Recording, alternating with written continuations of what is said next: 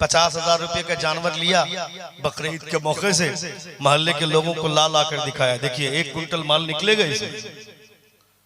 बोलते हैं खाना तो आप ही को ऐसा, कोई दूसरा नहीं खाएगा, आप ही को खाना। 1 कुंटल माल निकलेगा ये आप बोलते हैं। और जब इमाम साहब आते हैं ज़बह करके चले जाते हैं, वो स्पेशल सलाम ठोकते हैं आपको ताकि इसकी तवज्जो मेरी तरफ रहे। और आप क्या बोलते हैं कि चली जाइए ना, आप तो है ना, मिलेंगे इंशाल्लाह, मुलाकात कर लेंगे। साल गुजर गया, दोबारा मुलाकात नहीं हुई। सल्लल्लाहु ताला अलैहि वसल्लम की महफिल में आप बैठे हैं, मुस्तफ़ा जान रहमत सल्लल्लाहु ताला अलैहि वसल्लम का आप कलमा पढ़ते हैं, आप यकीन जाने कि आपकी शख्सियत बहुत ऊंची है, आपका वक़ार बहुत ऊंचा है, आपका कद बहुत ऊंचा है। नबी कौनैन सल्लल्लाहु ताला अलैहि वसल्लम फरमाते हैं, जिसने मुझे देखकर कलमा पढ़ा मैं उसे 1 मरतबा मुबारकबादी पेश करता हूँ, और जिसने मुझे बगैर देखे कलमा पढ़ा मैं उसे 7 मरतबा मुबारकबादी पेश करता हूँ। कौन है आप? आपकी हैसियत क्या है? आपका वक़ार क्या है? आपकी शान क्या है? कोई बोले ना बोले, आपके बारे में आपका रब बोलता है। अल्लाह फरमाता कुंतुम खैरा उम्मतिन उखरिजत लिन्नास तअमुरून बिल मारूफ व तनहौना अनिल मुनकर। यू आर द बेस्ट उम्मह, grand Muslim community, you enjoy what is right and forbid what is wrong. तुम बेहतरीन उम्मत निकाले गए हो, तुम्हारी हैसियत अलग है, तुम्हारी शान अलग है, तुम्हारा स्टेटस अलग है। 17 नबियों ने मुस्तफ़ा जान रहमत की उम्मत में आने की दुआ फरमाई थी, मगर अल्लाह रब्बुल इज्जत ने आपको नबी कौनैन की उम्मत में शामिल फरमाया। ये कमाल किसका है? ये फैजान किसका है? ये फضل किसका है? ये किसी और का नहीं है, ये कमाल अल्लाह रब्बुल इज्जत का है, ये फضل अल्लाह रब्बुल इज्जत का है। हज़रत मूसा अलैहिस्सलातु व तस्लीम जब कोई टूर पर जाते हैं, परवरदिगार से कहते हैं मौला मैं जब तौरात को पढ़ता हूँ मुझे एक उम्मत बड़ी अच्छी, मैं एक उम्मत का तज़किरा पढ़ता हूँ, मुझे वो उम्मत बड़ी अच्छी लगती है, उस उम्मत को मेरे हवाले कर दे। तो अल्लाह फरमाता है ऐ मूसा उस उम्मत को तेरे हवाले कैसे कर दूं? मैंने उसे किसी और के लिए नहीं अपने हबीब के लिए रखा है, अपने महबूब के लिए रखा है। अल्लाह रब्बुल इज्जत के उस पैगंबर से पूछ, हज़रत मूसा अलैहिस्सलातु व तस्लीम से आपने खूबी क्या देखी? हज़रत मूसा अलैहिस्सलातु व तस्लीम खूबियां तो बहुत बड़ी है, मगर एक खूबी जो आप बताते हैं, आप कहते हैं मैं जब तौरात को पढ़ता हूँ उसमें अल्लाह के प्यारे नबी फरमाते हैं, रसूल वक़ार का फरमान है क़यामत में तमाम नबियों में जिस तरह सबसे पहले मैं जन्नत में जाऊंगा उस तरह तमाम उम्मतियों में सबसे पहली उम्मत मेरी उम्मत जन्नत में दाखिल हो। नाराए तकबीर, नाराए रिसालत, मसलके आला हजरत, अज़मते मुस्तफा, अज़मते मुस्तफा, अज़मते मुस्तफा। 50,000 रुपए का जानवर लिया बकरीद ईद के मौके से, मोहल्ले के लोगों को ला ला कर दिखाया, देखिए 1 कुंटल माल निकलेगा इसे। बोलते हैं खाना तो आप ही को ऐसा, कोई दूसरा नहीं खाएगा, आप ही को खाना। 1 कुंटल माल निकलेगा ये आप बोलते हैं। और जब इमाम साहब आते हैं ज़बह करके चले जाते हैं, वो स्पेशल सलाम ठोकते हैं आपको ताकि इसकी तवज्जो मेरी तरफ रहे। और आप क्या बोलते हैं कि चली जाइए ना, आप तो है ना, मिलेंगे इंशाल्लाह, मुलाकात कर लेंगे। साल गुजर गया, दोबारा मुलाकात नहीं हुई।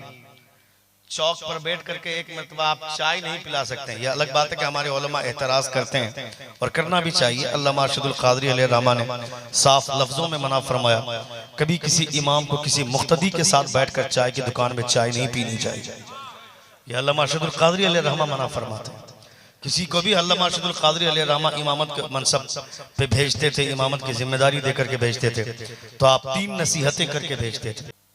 कितना बड़ा एहसान है अल्लामा अरशदुल क़ादरी का सुन्नियत पर, ये आप नहीं जानते।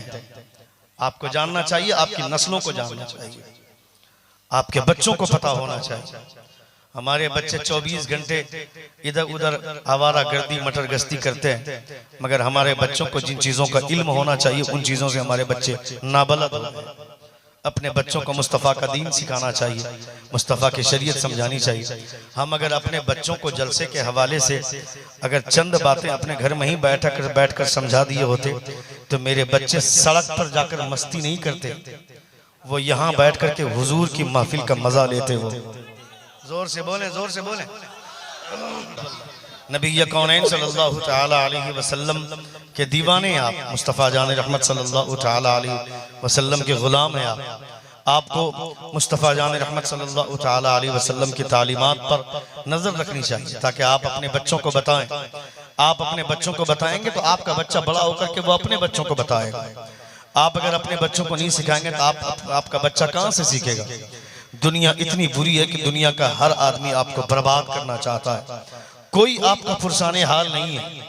दुनिया में हर आदमी आपका इस्तेहसाल करना चाहता है, आपकी बर्बादी का दिन देखना चाहता है, मगर वो तन्हा आमना के लाल हैं जो सरहद पार अगर आपके लिए तड़पते हैं तो वो मुस्तफ़ा जाने रहमत है।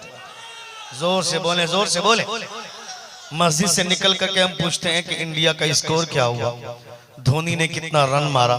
न धोनी हमको जानता है, न धोनी का बाप हमको जानता है, न मोहम्मद शामी जानता है, न शामी का बाप जानता है हमको। लेकिन मदीने वाले सरकार मुझे भी जानते हैं, मेरे बाप को भी जानते हैं, मेरे खानदान को भी जानते हैं। जोर से बोले, जोर से बोले। कोई नहीं जानता है हमको, कोई जाने जाना जाने, कोई जाने ना जाने, मदीने वाले सरकार हमको जानते हैं।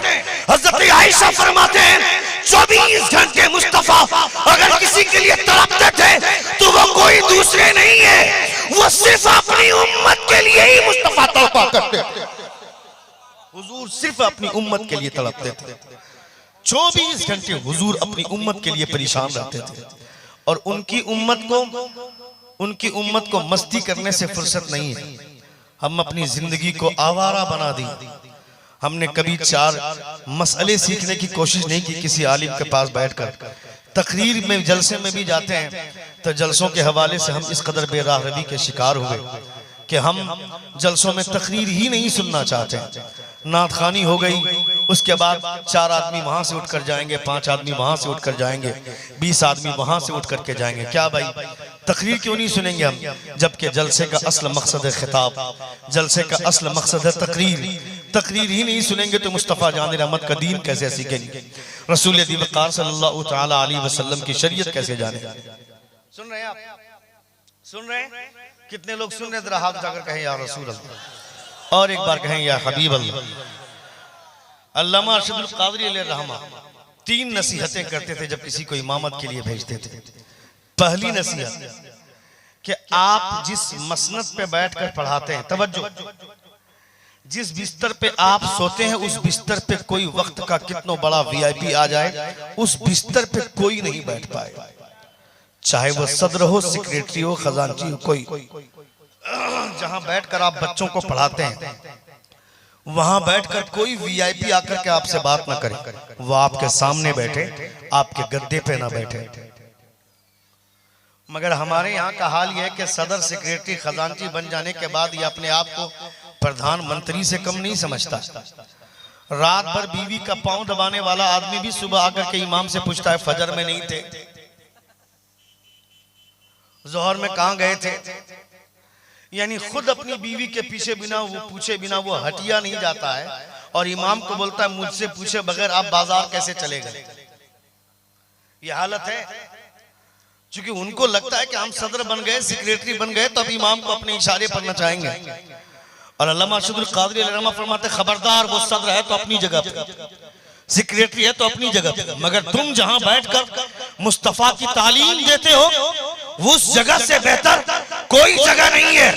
उस जगह पे सिर्फ तुम बैठने का हक रखते हो, सदर बैठने का हक नहीं रखता है।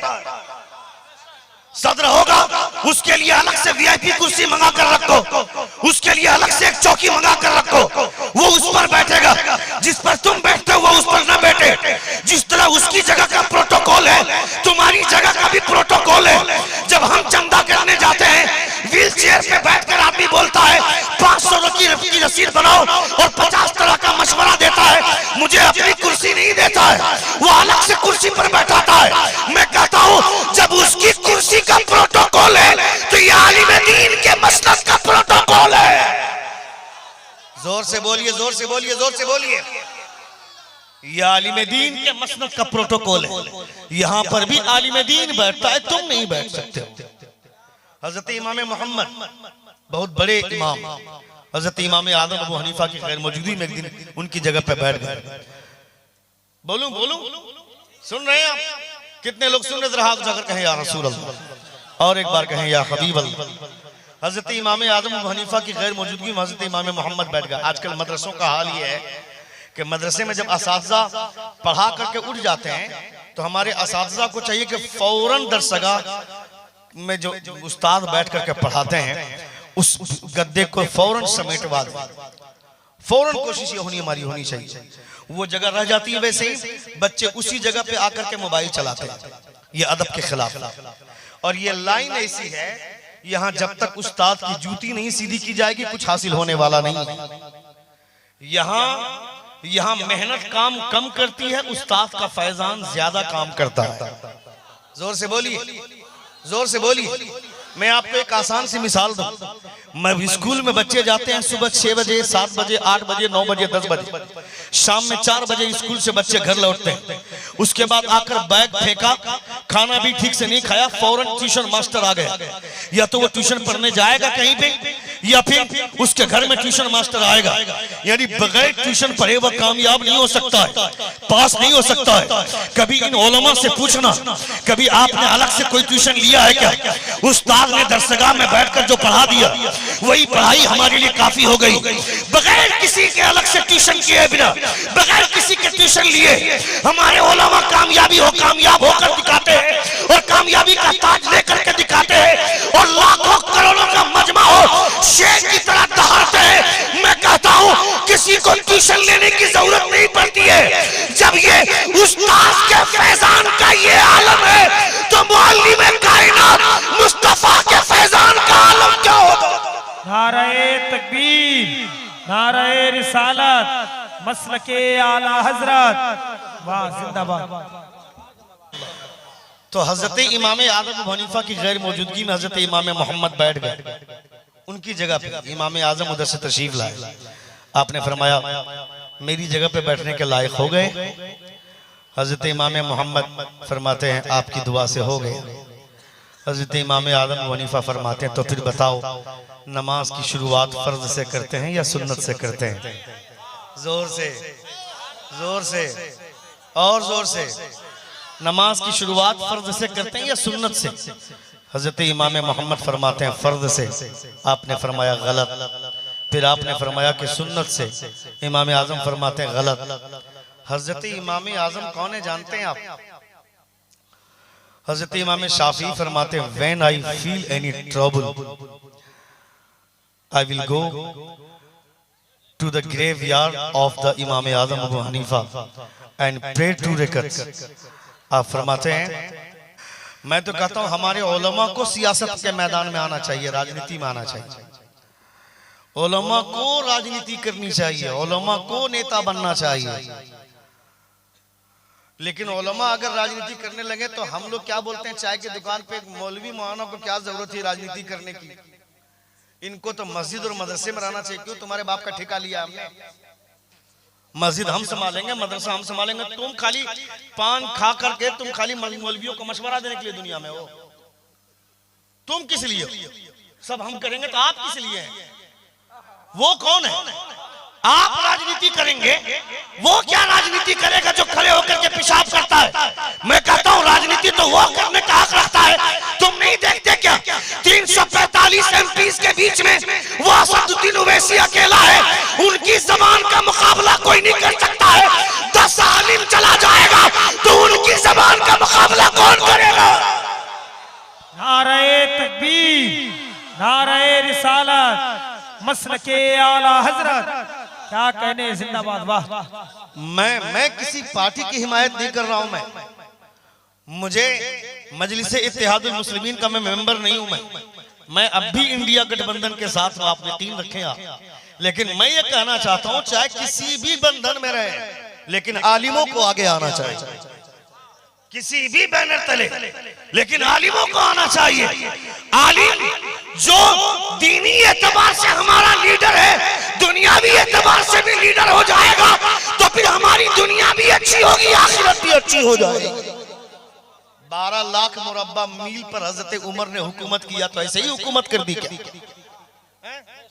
बगैर राजनीति के हुकूमत हो गई क्या 12 लाख मुरब्बा मील पर? हजरत उमर, हजरत ये लोग क्या हुकूमत करेंगे? 10 साल में जिन लोगों की खोपड़ी घूम गई है, 10 साल में जो लोग पागल हो रहे हैं।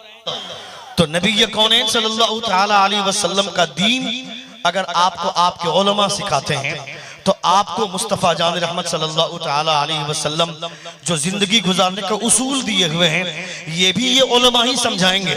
12 लाख मुरब्बा मील पर हजरत उमर फारूक ने हुकूमत की तो ऐसे ही नहीं की, उन्होंने हुकूमत की तो कैसे हुकूमत की? सियासत उनके पास थी, राजनीति उनके पास थी। जब से हमारे उलमा ने सियासत का मैदान छोड़ा है तब से यह सियासत नाजायज औलाद बनकर रह गई या किसी की रखेल बनकर के रह गई, वरना सियासत जब तक हमारे उलमा के हाथ में थी तब सियासत के की पेशानी पे चमकती। हजरत अल्लामा अरशदुल क़ादरी अलैहि रहमत सियासत में सियासत की पेशानी चमकती थी। हुजूर मुजाहिद दौरा मुजफ्फर हुसैन की छोचरी वो सियासत की दुनिया में थे कि सियासत की पेशानी चमकती थी। हुजूर मुजाहिद मिल्लत सियासत की दुनिया में थे कि सियासत की पेशानी चमकती थी। हजरत उमर बिन अब्दुल अजीज अल्लाह के रसूल ने फरमाया था ना, हुजूर फरमाते हैं कि ज़कात की अदायगी में जल्दी करो वरना एक वक्त ऐसा आएगा कि ज़कात की रकम लेकर के ढूंढते फिरोगे कोई ज़कात की रकम लेने वाला नहीं मिलेगा। ये वक्त आएगा, मगर एक बार ये वक्त आ चुका है, ये दौर आ चुका है जब हजरत उमर बिन अब्दुल अजीज का दौर था। हजरत उमर बिन अब्दुल अजीज के वक्त में एक साहब आए, तवज्जो इधर तवज्जो दीजिए। हजरत उमर बिन अब्दुल अजीज के साहब के पास एक कपड़ा फरोश आया, उसने कहा कपड़ा दिखाओ। हजरत उमर बिन अब्दुल अजीज ने कपड़ा दिखा, हजरत उमर बिन अब्दुल अजीज ने कहा कपड़ा दिखाओ, उसने दिखाया, कहा इससे सस्ता दिखाओ, कहा दिखाया, उससे सस्ता दिखाओ, दिखाया, कहा इससे सस्ता दिखाओ, दिखाया। वो कपड़ा बेचने वाला बार बार हजरत उमर बिन अब्दुल अजीज का चेहरा देख रहा है। वो कहने लगे, हजरत उमर बिन अब्दुल अजीज फरमाते हैं बार बार मेरा चेहरा क्यों देख रहे हो? कहा देख इसलिए रहा हूं कि आज से कुछ दिनों पहले मैं आया था इसी दरवाजे पर, आप ही को मैंने कपड़ा दिया कर दिखाया था, आपसे को दिखाया था, आपने कहा इससे महंगा दिखाओ, मैंने महंगा दिखाया, आपने कहा उससे महंगा दिखाओ, मैंने महंगा दिखाया, मैंने कहा आपने कहा उससे महंगा दिखाओ, मैंने महंगा दिखाया। यानी सबसे कीमती कपड़ा आपने मुझसे खरीदा था, मगर आज सबसे सस्ता कपड़ा खरीदने के पीछे रीजन क्या है? उमर बिन अब्दुल अजीज फरमाते हैं उस वक्त मैं बादशाह नहीं था, आज मैं बादशाह हूं। आज मैं सस्ता कपड़ा पहनना चाहता हूं ताकि दुनिया वाले देखें कि जब मोहम्मद के गुलाम सस्ता कपड़ा पहनते हैं बादशाह होने के बाद भी तो हम रियाया होकर सस्ता कपड़ा पहने तो क्या हो? वाह वाह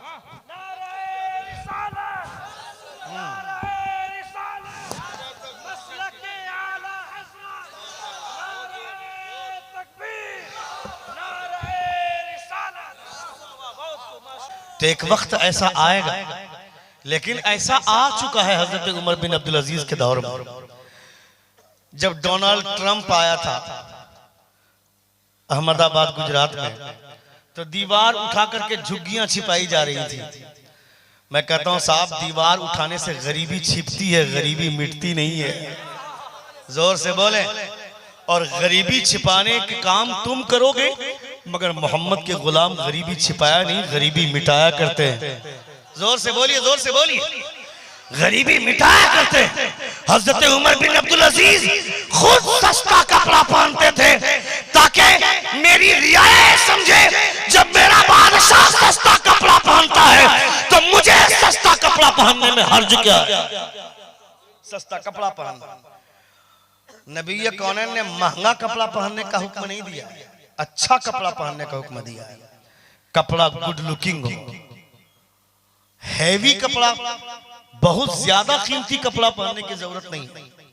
5000 रुपया मीटर कपड़ा खरीद कर लाकर अपने दोस्तों में बयान करते हैं कि 5000 रुपया मीटर। क्या हुआ 5000 रुपया मीटर रहा था, ये बोल करके किसी की गुर्बत का एहसास दिलाता है। कपड़ा गुड लुकिंग होना चाहिए, खूबसूरत, आपका चेहरा अच्छा लगना चाहिए जो भी आप पहनते हैं। 50 तरह का कपड़ा पहनने के बाद भी पागल की तरह अगर हम दिखें तो उस कपड़े को पहनने के क्या फायदा? 3000 रुपये का जींस खरीद कर लाए, यहां से फटा हुआ है, यहां से फटा हुआ है, यहां से फटा हुआ है, और बोलते हैं कि मौलाना ये फैशन चल रहा है। किस बात का फैशन? तुम्हारा फैशन इतनी भी तरक्की नहीं कर सका कि तरक्की करने के बाद भी वहीं आ गया जहां से मुस्तफा ने अपनी तालीम की शुरुआत की थी। यही तो हुजूर की तालीमात है, कपड़े जब तक फटे नहीं तब तक वो कपड़ा पुराना नहीं उसको पहना करो, फट भी जाए तो पैवन लगा कर पहना करो। यही तो हुजूर की तालीमात है। तो तुम नया कपड़ा जाकर के फड़वा कर खरीद रहे हो, तो उससे बेहतर है नया कपड़ा खरीदो, उसको पहन कर फाड़ो, फिर उसको सिल कर पहनो। तो फिर तो तुम फैशन के नाम पर पहन रहे हो पुराने कपड़े, तो फैशन के नाम पर पहनोगे तो वो सिर्फ फैशन होगा, मगर हुजूर की सुन्नत समझकर पहनोगे तो कपड़ा पहन भी लोगे और मुस्तफा की सुन्नतों का सवाब भी मिल जाएगा, हुजूर की सुन्नत का सवाब भी मिलेगा। इसलिए नबी कौनैन सल्लल्लाहु तआला अलैहि वसल्लम की सुन्नतों का ख्याल ज्यादा जरूरी है। अपने बच्चों के हवाले से, अपनी तालीमात के हवाले से रसूल वक़ार सल्लल्लाहु तआला अलैहि वसल्लम के कलमा पढ़ने वालों को इन बातों का एहसास जरूरी है। एक बार जोर से कहें या रसूल अल्लाह, और एक बार कहें या हबीब अल्लाह। पहली नसीहत अल्लामा अशरुल क़ादरी अलैहि रहमा की कि अपनी कुर्सी के प्रोटोकॉल का ख्याल रखें आप। क्या मैं बोल रहा था हज़रत इमाम आदम हनीफा, बात कंप्लीट कर दी क्या मैंने? हाँ, हज़रत इमाम नमाज फर्ज से शुरू करते हैं या सुन्नत से? किससे?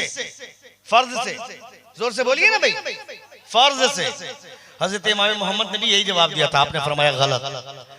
फिर हज़रत इमाम मोहम्मद फरमाते सुन्नत से, इमाम आदम अबू हनीफा फरमाते गलत। फिर हज़रत इमाम आदम फरमाते हैं, हज़रत इमाम मोहम्मद फरमाते फिर मैं नहीं जानता हूं, आप ही बताएं।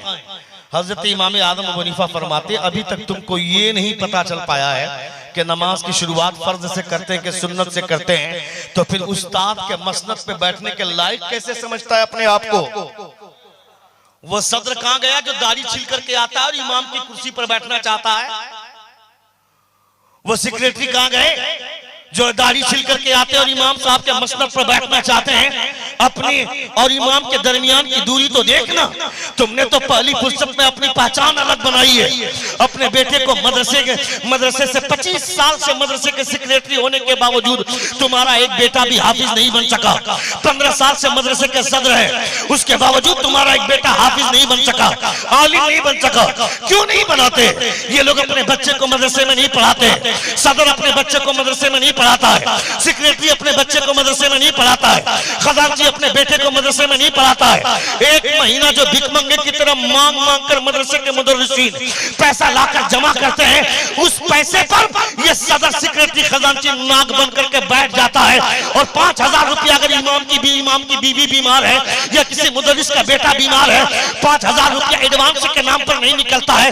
बेवकूफ, ये तेरे बाप के घर का पैसा है क्या जो 5000 रुपया एडवांस के तौर पर भी नहीं देना चाहता है? नाक बन करके बैठ गया। खबरदार खबरदार, जब मार्केट को फेस कैसे करना पड़ता है, लोगों से मांगने के वक्त में किस कदर कठिनाइयां झेलनी पड़ती है, ये तुम्हें नहीं अंदाजा है, ये हम लोगों को अंदाजा है, इन उलमा को अंदाजा है। इसलिए मैं कहना चाहता हूं, तुम्हारा बेटा डॉक्टर बन गया, इंजीनियर बन गया, जो हैदराबाद में रहता है, बेंगलोर में रहता है, चेन्नई में रहता है, उसे 1 महीने की छुट्टी लेकर उसे कलकत्ता भेजो चंदा करने के लिए, फिर पता चलेगा डॉक्टर बनने के बाद चंदा करना कितना मेहनत का काम है, कितना मुश्किल है, कितनी दुश्वारियों वाला काम है। इसलिए कहना चाहता हूं, तुम्हारा बेटा डॉक्टर बन गया, इंजीनियर बन गया, प्रोफेसर बन गया, छुट्टी में आएगा, जुमे की नमाज में जाएगा, वही खड़ा होगा जहां सारे लोग खड़े होते हैं। मगर गरीब आदमी का बेटा हाफिज बनने के बाद वहां खड़ा होगा जहां मुस्तफा खड़े होते थे। जोर से बोलिए, जोर से बोलिए।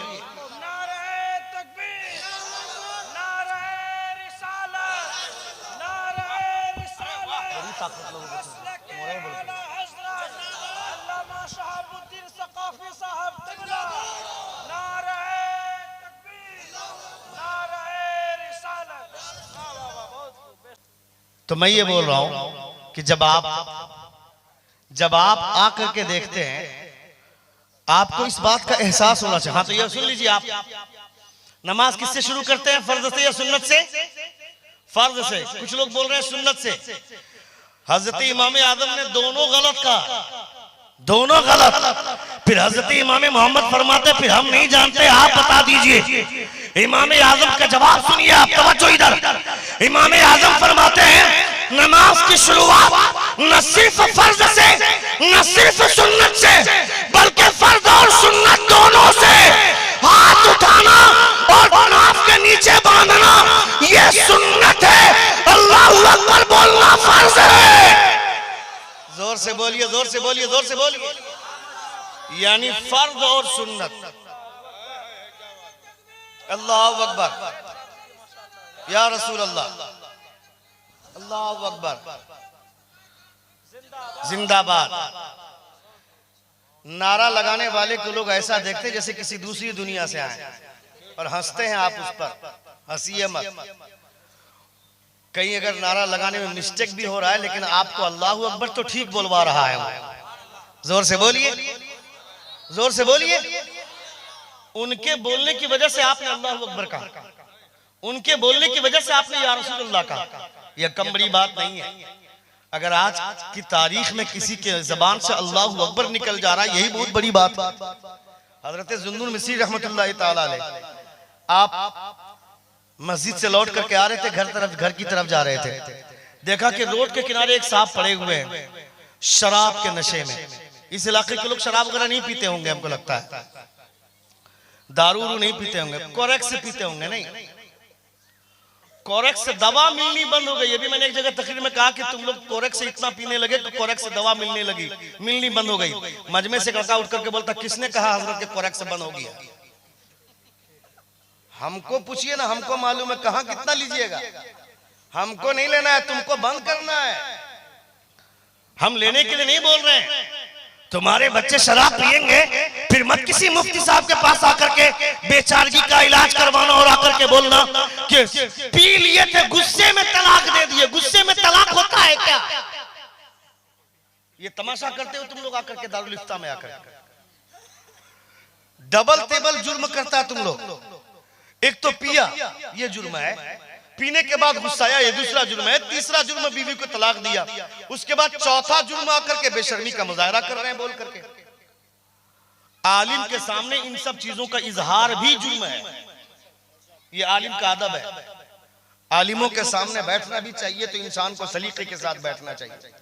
अगर किसी गलती से अगर हम लोग चाय की दुकान पे चले जाते हैं, 4 मुसलमान लड़का अगर वहां मिल गया तो हम लोगों को शर्म के मारे उठ करके वहां से निकलना पड़ता है। इतने गंदे और भद्दे मजाक करते हैं ये लोग, किसी की परवाह नहीं करते हैं ये।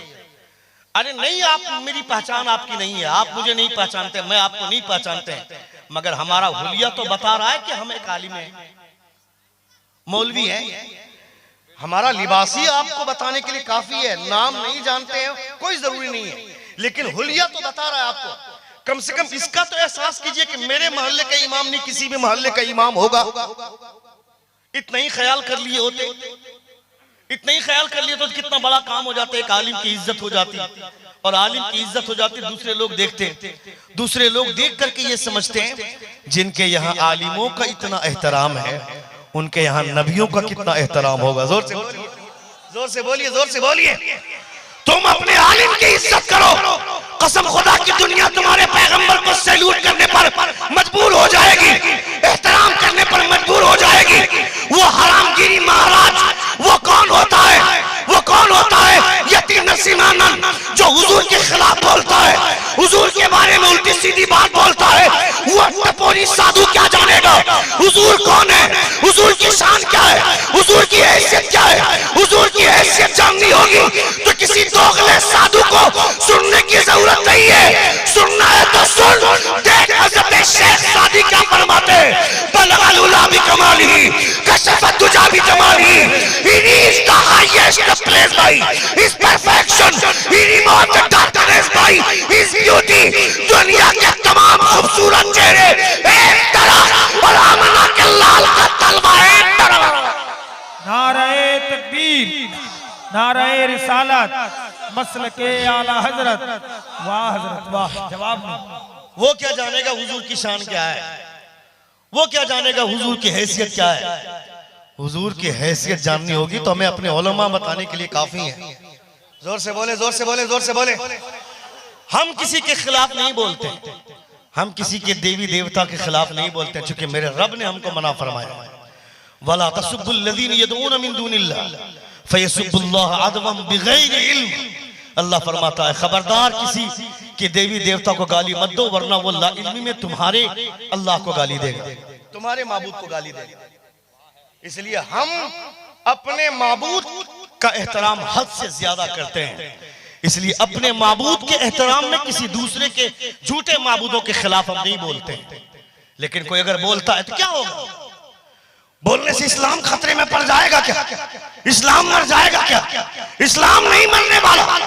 जोर से बोलिए, जोर से बोलिए। इस्लाम मरने वाला नहीं है, इस्लाम मिटने वाला नहीं है। इस्लाम की फितरत में कुदरत ने लचक दी है, जितना ही दबाओगे उतना ही ये उभरेगा। हिंदुस्तान के तमाम मुसलमानों को मार दो, फिर भी इस्लाम जिंदा रहेगा। तुमने नहीं देखा क्या रांची की सड़कों पर जब जुलूस निकला था आरएसएस के लिबास में, वो आरएसएस का बलुआ जो पुलिस की वर्दी में था, बंदूक उठाई, गोली चलाई, मुदस्सिर नाम के लड़के की सर पे गोली लगी। वो मुदस्सिर नाम का लड़का दुनिया से चला गया, मगर मैंने उसकी माँ का वीडियो देखा। उसकी माँ सीना ठोक कर बोलती है, मेरा बेटा चला गया तो क्या हुआ? इस्लाम जिंदाबाद था, इस्लाम जिंदाबाद है और क़यामत तक इस्लाम जिंदाबाद रहेगा। वाह वाह वाह, जिंदाबाद जिंदाबाद, वाह। इस्लाम जिंदाबाद था। जोर से बोलिए, जोर से बोलिए। इस्लाम जिंदाबाद था, इस्लाम जिंदाबाद है और क़यामत तक इस्लाम जिंदाबाद रहेगा। इस्लाम की वजह से, इस्लाम हमारी वजह से नहीं है, ये भूल भी मत कीजिएगा सोचने की। आपकी वजह से इस्लाम नहीं है, इस्लाम की वजह से आप हैं। जोर से बोलिए। हमारी क्या हैसियत है? हमारी वजह से इस्लाम नहीं है, इस्लाम की वजह से हम हैं। हमने इस्लाम का कलमा पढ़ा तो अल्लाह रब्बुल इज्जत ने हमें इज्जत अता फरमाई। अल्लामा अरशद कादरी अलैहिर्रहमा दूसरी नसीहत करते हैं, ये नसीहत सुन लीजिए, उस पर तकरीर खत्म। अल्लामा अरशद कादरी अलैहिर्रहमा दूसरी नसीहत करते हैं। आप फरमाते हैं कि इमाम को चाहिए कि कभी किसी मुक्तदी के साथ जाकर के चाय की दुकान पे चाय ना पिए। ये दूसरी नसीहत है। आपको चाय पीने का मन करता है तो मुक्तदी को कहिए कि चाय लेकर के, अगर मुक्तदी को लाना होगा। इमाम का अदब और इमाम की ताजीम का यह हाल यह है कि अगर इमाम कह दे कि मेरे लिए 2 कप चाय लेकर के आइएगा तो मुक्तदी को लाना चाहिए, ये उनकी इज्जत है। और आप कहिएगा क्या लेकर के आएंगे, चलिए ना मेरे साथ चल करके पी लीजिए, तो ये अदब के खिलाफ है। उनको चाय की दुकान पे मत घसीटिए। चाय की दुकान पे 50 तरह के लोग रहते हैं, 50 तरह की बातें करते हैं। वहां पे 50 तरह की बातें होंगी, वहां पे उनकी इज्जत का ख्याल नहीं करेंगे, उनकी हुर्मत तार तार होगी। इसलिए इमाम ने कहा कि उनके लिए ला करके आप पहुंचाएं। ये दूसरी नसीहत। तीसरी नसीहत कि आप सुनिए, आपका इंतजार मुक्तदी न करे जमात खड़ी होने का जब वक्त आ जाए। आपका इंतजार मुक्तदी न करे, आप बैठ करके मुक्तदी का इंतजार करें। वो कैसे? सुनिए, इमाम की हैसियत घटा नहीं रहा हूं मैं, बढ़ा रहा हूं।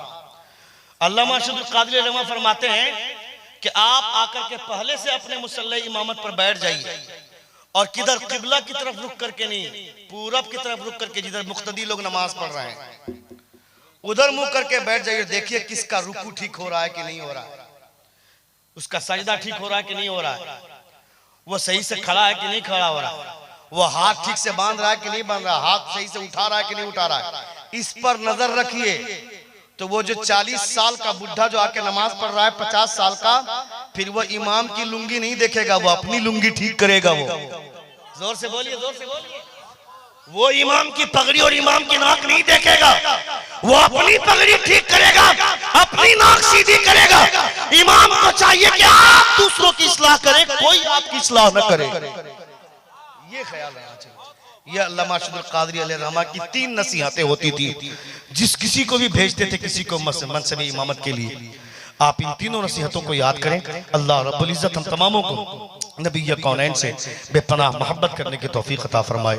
अस्तगफिरुल्लाह रब्बी मिन कुल्लि ज़ंबिन व अतूबु इलैह। जोर से कलमा शहादत पढ़िए, अशहदु अल्ला इलाहा इल्लल्लाह व अशहदु अन्ना मुहम्मदन अब्दुहु व रसूलुहु। अस्सलामु अलैकुम।